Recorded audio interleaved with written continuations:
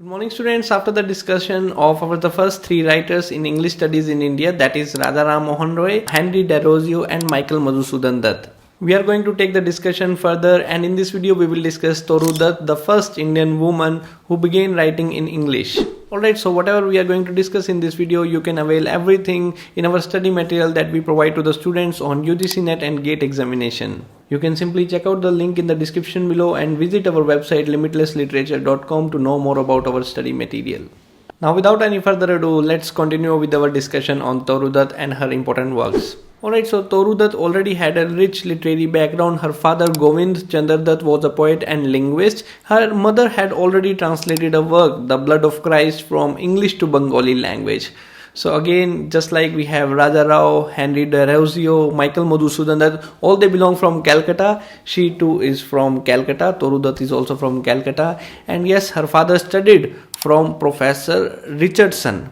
Alright, so Michael Madhusudan Dutt was also a student of Professor Richardson, and now Toru Dutt's father is also a student of Professor Richardson. Alright, so remember that there was a question in UGC NET or GATE examination, I don't remember. It was like, who was the person that inspired Michael Madhusudan Dutt to take writing as a career? So remember that it was Professor Richardson, and again Henry Desrosiers was sort of linked with the Hindu college. Michael Madhusudan Dutt was also associated with the Hindu college Calcutta. The father of Toru Dutt is also associated with the Hindu college Calcutta. So the family of Toru Dutt was a writer or poet, or even his uncles were writers. So writing was sort of a family business for the family of Toru Dutt, and we will not go into the details of the works of her family members.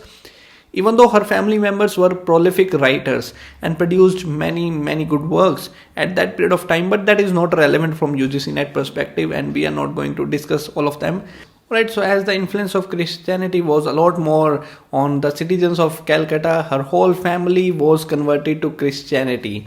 So just like we had Michael Madhusudan Dutt, who was also converted to Christianity, the same thing happened to Toru Dutt. Her father converted everyone to Christianity, alright. And later on, her whole family was moved to France, okay. So where Toru Dutt continued her studies in France, and she didn't like the English as much as she liked the French culture, and that is one of the reasons she has her works. The title of her works are associated with sort of French language. Alright, so we have A Sheaf Gleaned in the French Fields, collection of 100 poems, Bianca or the Spanish Maiden. This is an unfinished novel which was published after her death. Another novel, Le Journal de Mademoiselle d'Alvarez. It is again unfinished novel published after her death. And the last one is Ancient Ballads and Legends of Hindustan, 1882 poetry. This was again published after her death.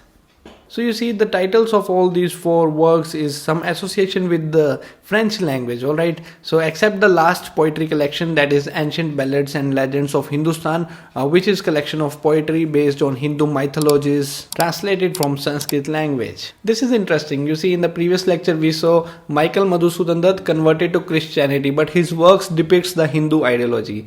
The same here, Toru Dutt converted to Christianity. She too has association, she too has linked with the Sanskrit language, translating the works of Sanskrit language, talking about Indian myths and legends, talking about Ram, Sita, Lakshman. There are a lot of poems by Toru Dutt based on Hindu mythologies. For instance, Lakshman.